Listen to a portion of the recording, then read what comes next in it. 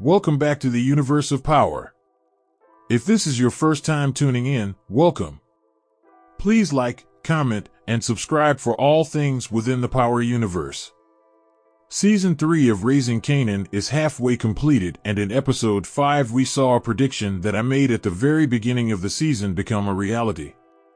In today's video I will break down a few crucial moments that could affect the second half of this season, along with a few answers to some questions that you may have about Ronnie.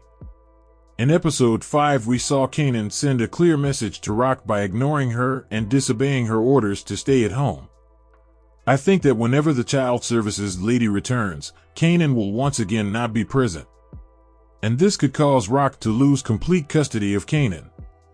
In my opinion, Rock will take even more extremes with Kanan once this happens, very similar to how Ghost did with Tariq in Season 6 of the original Power series.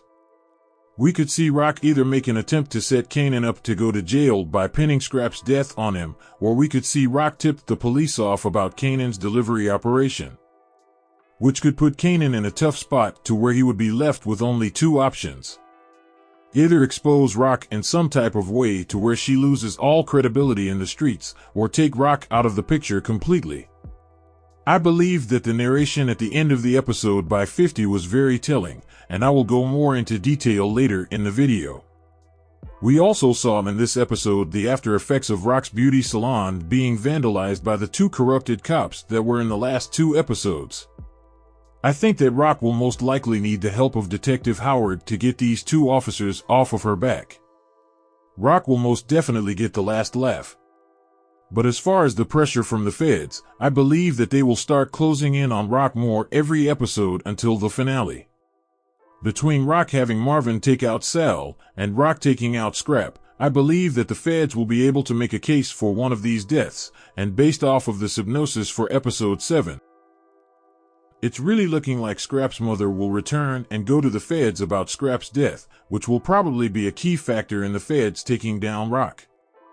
We still don't know 100% whether or not Rock will survive or get taken out. While I have given my opinion on this matter before, there are some that seem to believe Kanan confirmed Rock being alive in the OG Power series. But listen, I gotta get going, make a few stops and shit. I just went to go see my mom's, came straight here. Alright, man. As you just heard in the last clip, Kanan didn't really confirm whether or not Rock was alive. By Kanan saying that he just left his mom's, that leaves the interpretation open for us, the audience. He could have meant that he went to see her in person, or he could have been referring to leaving her gravesite. We still don't know to this day what Kanan meant. For those that are new to the channel, you can go check my video in the past about Rock where I go into more details and possibilities about her future in Power. Now in episode 5 we saw yet another prediction of mine become a reality. We saw Ronnie and Unique's problems come to an end with Ronnie taking out Unique. I saw this moment coming ever since the very first scene between them. Now of course there were the selective few in the comment section of my last video that are still holding on to the theory of Unique still being alive. But the actor who plays Unique already came out and gave a farewell speech that confirmed that Unique is in fact dead and not coming back. For Ronnie to take control over Queens, he has to take out anyone standing in his way. And with Unique out of the picture, Ronnie will most likely shift his attention to Rock, making her his next target. But I believe that Ronnie knows that he has to get Kanan under his wing if he wants to have any type of chance in taking out Rock. Ronnie and Kanan share one thing in common this season. Ronnie wanted to step out of Unique's shadow and move his own weight. And Kanan wants to get out from under Rock's shadow as well. Now I really don't know how many more signs and clues that some of you need as far as Ronnie being Breeze, but if we just take a look at the synopsis for episode 7, we can see that Kanan will join and become a part of Ronnie's crew. As we all know, Kanan, Tommy, and Ghost moved weight for Breeze, so this is most likely the beginning stages of that. I believe that once Rock is out of the picture, which will probably be in the finale, Ronnie will gain control of Queens, and we will see him go by the nickname Breeze instead of Ronnie. We have seen Ronnie trying to change the way that some people look at him. A lot of people in the streets still only see him as Unique's big brother. I believe Ronnie will go by the name Breeze and attempt to reinvent himself and be seen in a whole new light within the streets. Now how he will come up with the nickname Breeze is still in question, but I believe either Kanan or Ronnie himself will come up with the name. Possibly in the very last scene to close out Season 3.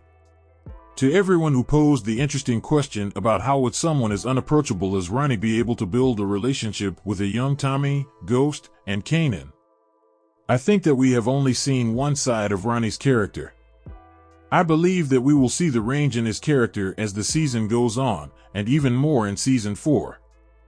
If he is allowing Kanan to join his crew as Episode 7 is showing, then I believe that Ronnie will most likely see something in Kanan that impresses him, and we will see Ronnie start teaching him how to move. And later on down the line when Ghost and Tommy come into the picture, I believe we will see Ronnie do the same for them as well. Like I said a few videos ago, I believe that Breeze will really become impressed with a young Ghost's level of intelligence and his fast decision making. And I also believe that a young Ghost will start to pick up on certain aspects of how Breeze carries himself and how he moves in the streets. You have to realize right now we are seeing a version of Ronnie that is still very hungry. His money is extremely low, and he is trying to get back on track with where he was before he went to prison. Once Ronnie levels up, I believe we will see a more approachable version of him, but still just as ruthless. There has been a wide variety of different comments and opinions on Ronnie not being Breeze. Some people have the opinion that Ronnie couldn't be Breeze because he is too old. But as I have pointed out before, the Power Universe Wiki page is not affiliated with Stars or the show in general. This website is a fan-created page. While the majority of the ages are accurate for the majority of characters that we have actually seen on screen, other characters' ages like Ghost's father and Breeze, for example, are not 100% accurate. Because these characters were not yet introduced in Power. I just want to throw that out there for some that may assume that this website is connected with the actual show. Then there are some that never liked Ronnie's character from day one. But once again, the theory of Ronnie being Breeze isn't just a random theory that is being thrown out there. There are legitimate parallels with his character and what we were told originally about Breeze. Only time will tell about Ronnie living up to the hype, but every episode things become clearer and clearer about who Ronnie is. Lastly, I would like to touch briefly on the relationship between Kanan and Jukebox. You changing your life. Only your own. So you told Jukebox to move to DC and accept who she really is. That's probably why she looks up to you so much. She look up to me. She looked up to me, she wouldn't be no damn cop. When we first met Jukebox in the OG Power series and saw her interaction with Kanan, there was clearly underlying tension between them that they were both holding on to. I think that there could be a number of different reasons why Jukebox continued to hold a grudge against Kanan. But the main reason I believe is the simple fact of how inconsiderate Kanan has always been. I always just knew somebody else was gonna figure out how great you are. Take you away from me forever. Nobody's taking me away from you, Kanan. Chances are, Kanan will start to grow apart from Jukebox once Ghost and Tommy become regulars in Power Book 3. I think this will not sit well with Jukebox, and she will start to become envious of their friendship. I think Jukebox will feel like Kanan turned his back on family for two guys in Tommy and Ghost that just came on the scene. I also think that Kanan will start to fall back from Jukebox whenever she decides to join the police academy. There are things to come that will affect their relationship as they become adults. Keep in mind that the scar on the adult version of Kanan's neck and face comes from Jukebox. So I'm curious to see what led to their major fight as well as how it started and ended. What are your thoughts on Season 3 so far? Let me know in the comment section. I have 2 videos lined up to drop very soon. One of which will be my predictions for the remainder of the season. Thanks for watching. Please like, comment, and subscribe for all things within the Power Universe. See you all next time in the Universe of Power.